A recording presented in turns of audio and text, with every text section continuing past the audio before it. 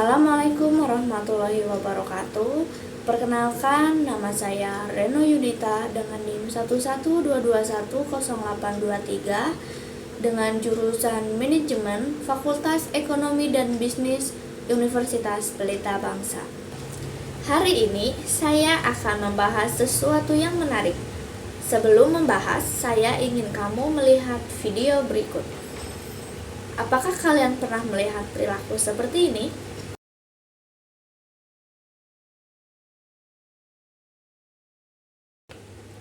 Ini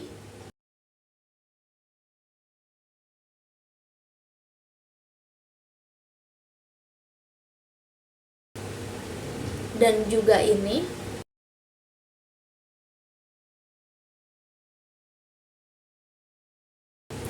Apa yang kalian pikirkan setelah melihat video tersebut? Apakah kamu pernah secara langsung melihat atau bahkan kamu pernah melakukan perilaku seperti itu? Nah, jadi cuplikan yang kamu tonton tadi merupakan bentuk perilaku menyimpang di tempat kerja atau sering dikenal dengan workplace deviant behavior. Nah, lalu apa sih workplace deviant behavior itu? Workplace deviant behavior adalah segala perilaku yang dilakukan dengan sengaja yang secara signifikan melanggar norma-norma atau nilai-nilai organisasi dan pada akhirnya dapat mengancam kinerja individu, kelompok, organisasi, atau keluarga. Tidak sampai di situ, workplace deviant behavior dibagi menjadi dua dimensi. Yang pertama yaitu dimensi organizational deviant, yang kedua yaitu interpersonal deviant. Mari saya akan bahas satu persatu. Keluarga. Yang pertama ada organizational deviant. Adalah pelanggaran norma-norma di ruang lingkup organisasi.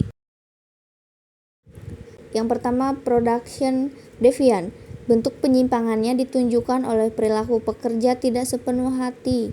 Misal, perilaku bermalas-malasan dengan cara mengambil waktu istirahat lebih lama.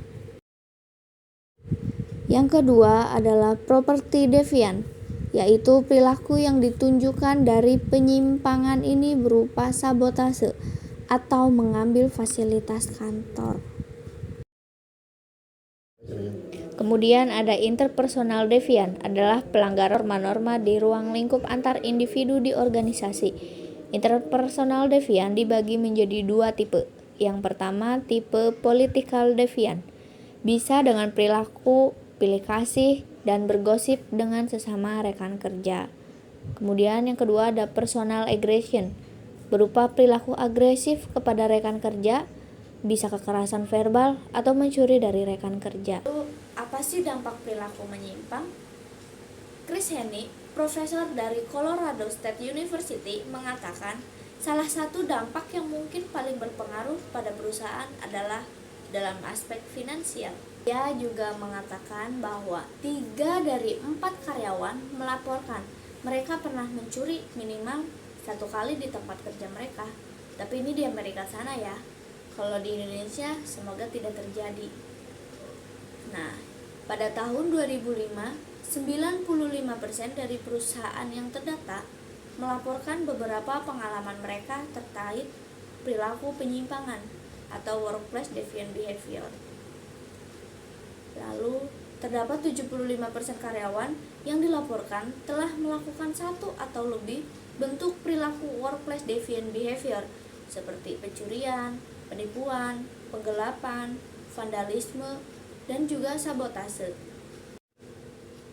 Selain namanya yang menyerang secara finansial, para korban workplace deviant behavior yang menjadi sasaran perilaku menyimpang cenderung akan menderita masalah yang berhubungan dengan stres, produktivitas menurun, menyia-nyiakan waktu bekerja, atau bahkan tingkat turnover meningkat.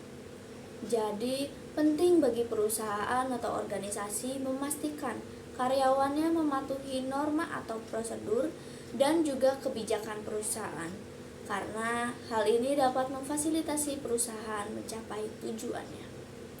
Terima kasih, sekian materi dari saya.